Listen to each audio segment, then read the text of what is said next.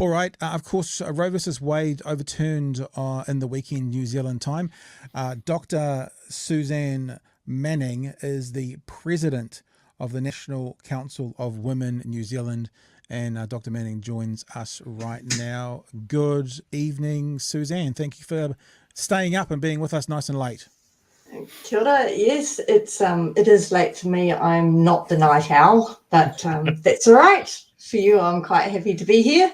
Yeah, look, and thank you so much for touching base with us today. You're right. You sent me an email earlier today saying we talked about this when the leak came out. Would we like to talk again tonight? And the answer is, of course.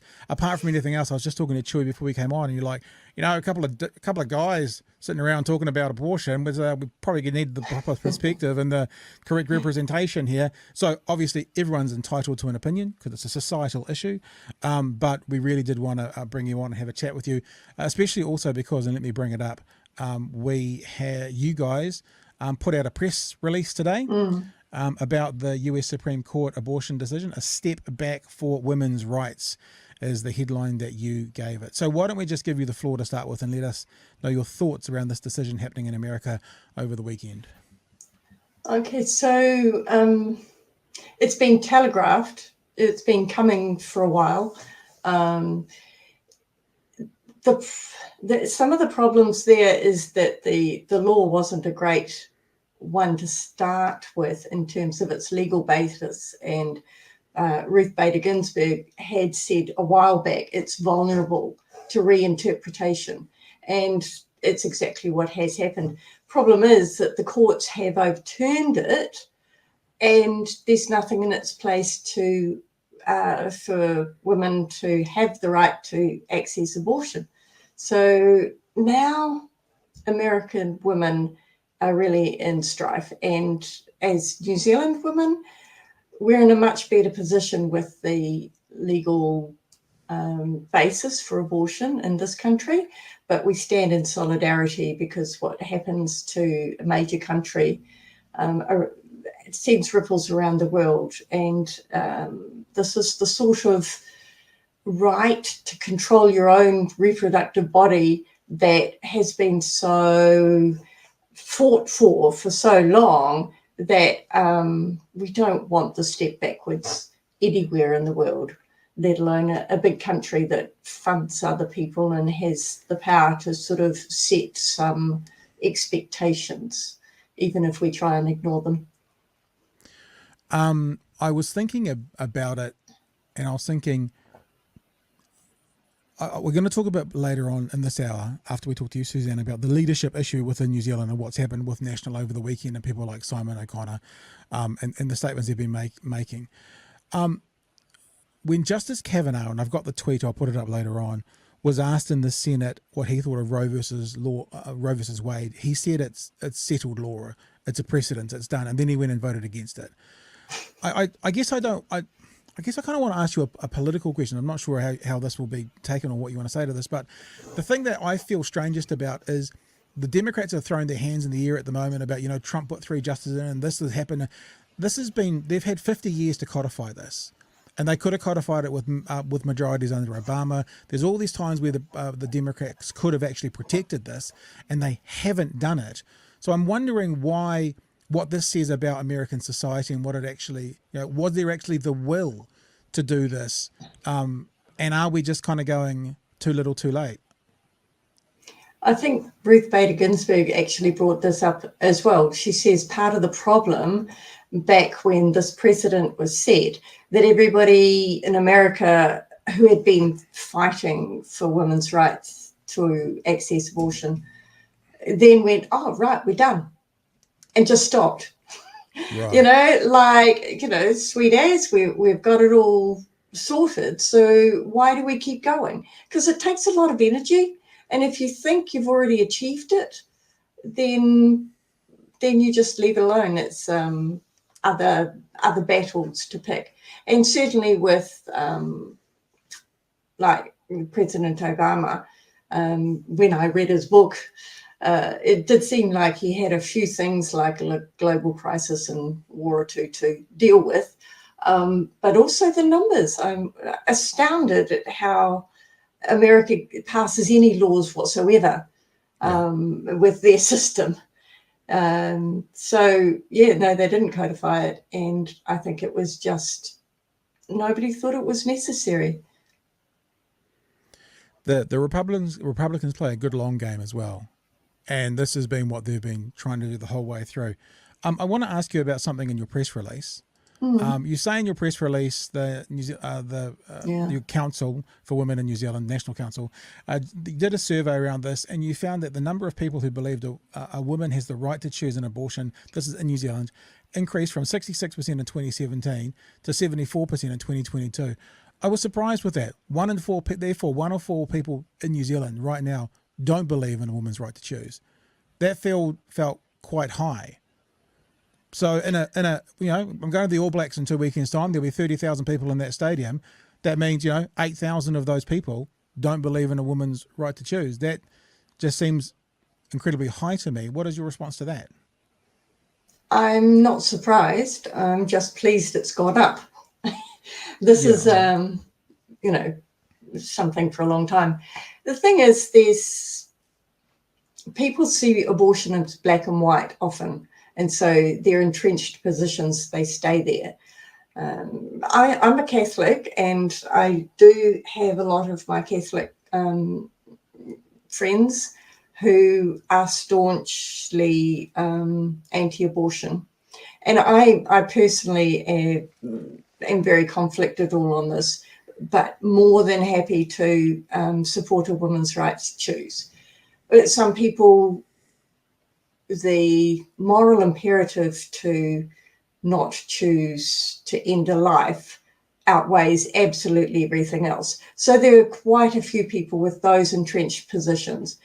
And I can see that 1 in 8. But there's 20% still don't think that gender equality is a fundamental human right. And so that's an entrenched position in New Zealand too, and that astounds me even more, actually, because the abortion has been. We've got people in 2 different camps, and a big group in the middle, and we're trying to increase the group in the middle, shift it up to the top end. It's a long game, like the Republicans are playing, I suppose. This is definitely one of those situations where it doesn't impinge much on my thinking until this goes so badly wrong and becomes such a big issue so quickly. And sometimes you go, surely people can't think like this. And then you look around, and I just feel like I'm looking through some bizarro mirror of people that women belong in the house. They shouldn't have any decisions about this. In fact, we're going to roll it out across everyone. It's so alien to the way that I think about this. It can be quite shocking.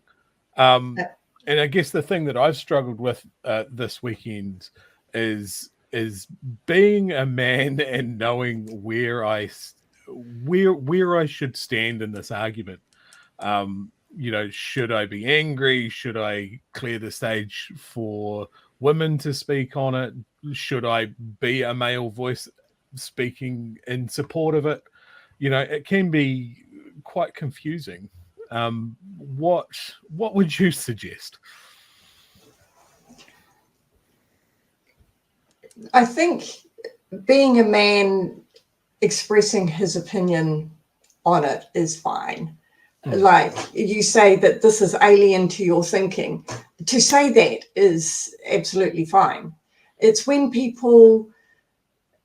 everybody, and this is women and men, start judging other women for their choices that really gets me, because you just don't know what's going on in somebody else's life. You're not there. So to stand on the sidelines and judge and condemn and be gleeful that some people are going to have real strife. Now that's, just no way. But to actually say this is how I feel, when you own your own feelings, that's I don't see how anybody can get that wrong. But like you, sometimes I think about that, you know, if you own your own feelings, how can you get it wrong? And you come up against somebody for whom that is wrong. And it's like, how did that happen? Yeah. sorry. Yeah. Like, no.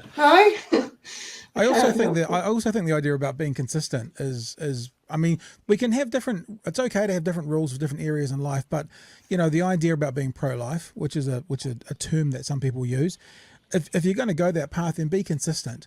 You know, like you, in my opinion, you can't be pro-war and pro-life. You can't be pro-death penalty and pro-life. You know, you can't be like, let's take away money from single mums after they've had the baby, or let's let them struggle and suffer through raising that baby and be pro-life. It's like you got it's all or nothing in this conversation.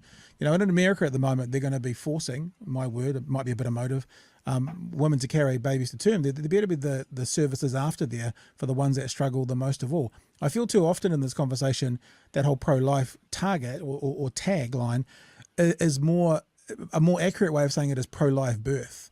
Like they're pro-life birth. They want the birth to happen, and then they're like, I don't care. You can look after the rest of it yourself, but they just want to make sure that birth happens, and then that's the end of it.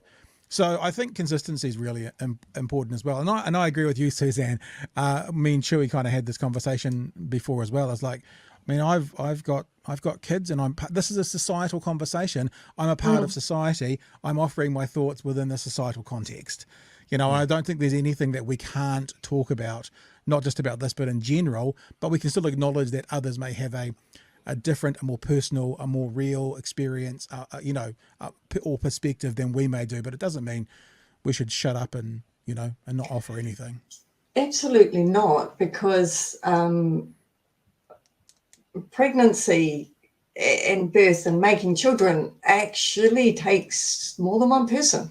Yeah. However you look at it, it's more than one person. And we shouldn't isolate men and women from particular conversations. And that, I think, leads to a lot of strife in a lot of ways. I'm just really impressed that some of the younger generations will talk about reproductive things, talk about periods in the workplace, and expect their young male colleagues to handle it. And well, why shouldn't you? You know, it's just sort of, this is part of life. And some of the things I think around abortion and people not understanding about this is because people don't talk about it. Yeah. So one way or another, we got to talk about it. Well, yeah, and I think that's right. I mean, from working in the news media for 20 plus years, I saw that happening when things like they'd finally start to report in the news that this was a suicide. They wouldn't do they used to be code words. The police were saying they're not looking for anyone else in relation to this. That meant it was a suicide typically. And then they started reporting on suicides, and I felt, this is maybe anecdotal, but I felt that once that started happening, it felt like the conversation was more in society and more people were talking about it, and it was a part of it. Hey, listen, before we let you go, Suzanne, and go on to talking about other political stuff around this, especially to do with what's happening with National over the weekend, I'm looking at your press release here again. Yeah. Do you have any concern, either officially from the NWCNZ or you personally, that whilst I think most people would say we feel pretty safe in New Zealand with the laws we've got, especially that it's just been made legal, do you have any concerns that something around this ideology, whether it's specifically to do with abortion or women's health or issues around minorities, could bleed into New Zealand? We have seen since Trump came out, especially sort of American policy being taken up by other people around the world, a rose by any other name. Do you have any concerns that this could be a catalyst for influencing whatever the law is within the New Zealand structure? I don't think so, because the law is a good basis. It's not open to wishy-washy interpretation. It's also had cross-party support, and the national leader over the weekend showed it still has cross-party support. Mm-hmm. So I think we're relatively safe on that account. My worry is that the online trolls will become emboldened by this. Yay, we can actually go to town on this. It's bad enough already.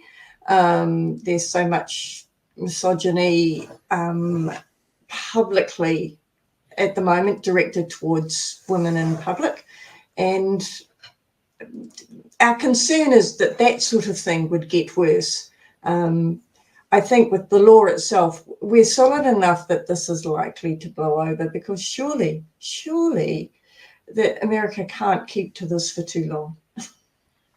No, Surely fingers it's not a crossed on that. stable. Yeah. Anything else, Maybe. Chewy? Do you want to throw anything else out there now, Chewy? No, I think I'm good there, Pat. All right.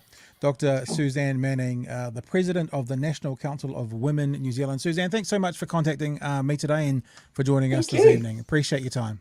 Thanks, Okay. Suzanne. See ya. Bye.